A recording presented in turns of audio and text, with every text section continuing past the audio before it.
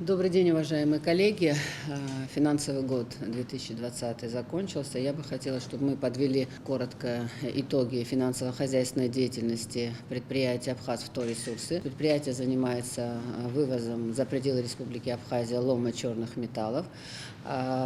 Поэтому я бы хотела, чтобы мы оценили текущую ситуацию, в которой находимся, как вошли в 2021 год, как закрыли 2020 и какие планы у нас на 2021 год. Реализовано лом черных металлов в количестве 12 587 на сумму 117 миллионов 830 тысяч. Прибыль составляет за 2020 год 13 миллионов 58 тысяч. Заработная плата за год составляет 7 миллионов 212 тысяч.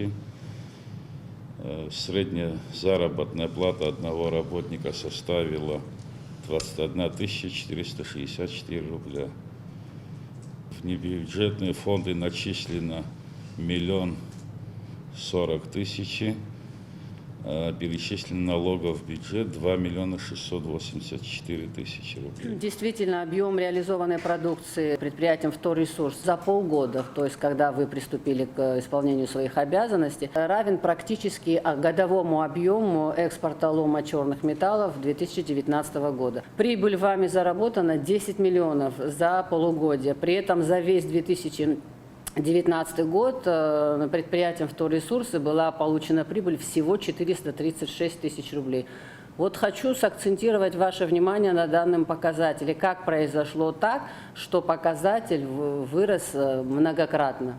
Скорее всего, прозрачность в работе.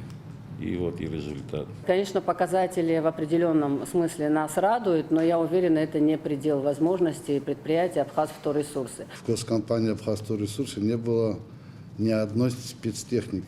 Был только один «Газель» и один трактор, погружатель. Невозможно было дальше работать так.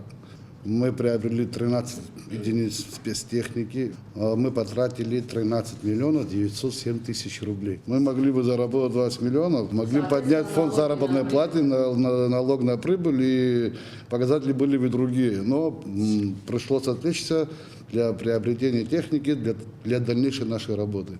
Прошу учитывать, что государство не может и не обязано отвлекать свои ресурсы на очень частое приобретение различной спецтехники. И я очень прошу вас не допускать реализацию спецтехники по заниженным ценам. К сожалению, в прошедший период были факты, когда правительство принимало решение о снижении экспортной таможенной пошлины с целью обеспечить материально-технически данное предприятие необходимой спецтехникой.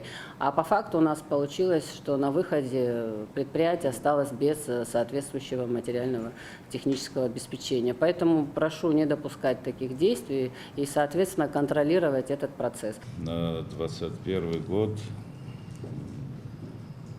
я думаю, что мы показатели улучшим.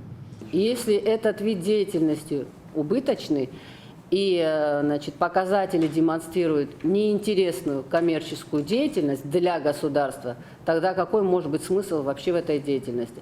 Прошу всегда учитывать один момент. Государство уполномочило вас, данную организацию, и вас как руководителей, осуществлять экспорт лома черных металлов в исключительном порядке. Вы являетесь монополистами, единственным игроком на этом рынке. А соответственно, вы должны учитывать, что этот бизнес должен быть прибыльным.